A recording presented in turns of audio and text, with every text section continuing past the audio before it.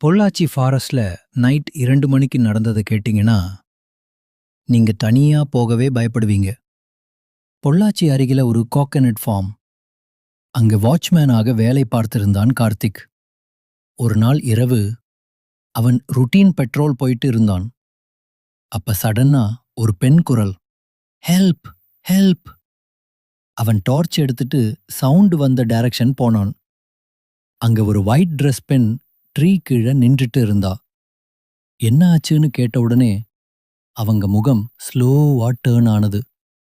Face முழுக்க blood, ice இல்ல. கார்த்திக் ஷாக்காக ஃப்ரீஸ் ஆயிட்டான். அவங்க சடன்லி அவன் பக்கம் நடக்க ஆரம்பிச்சாங்க. ஃபுட் ஸ்டெப் சவுண்ட் கூட கேட்கல. கிரவுண்டுக்கு மேல ஃப்ளோட் ஆக வந்தாங்க. அவன் ஓட ட்ரை பண்ணினான், ஆனா லெக்ஸ் மூவ் ஆகல.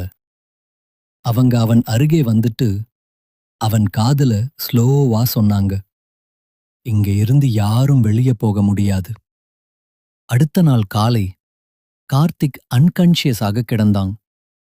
அதுக்கப்புறம் அந்த ஃபார்ம்ல நைட் ஷிஃப்ட் யாரும் வேலை செய்யல. இது உண்மையா இல்ல கற்பனையா? கமெண்ட்ல சொல்லுங்க. ஃபாலோ பண்ணுங்க இன்னும் இப்படி ஒரு ரியல் கோஸ்ட் ஸ்டோரீஸ்க்காக.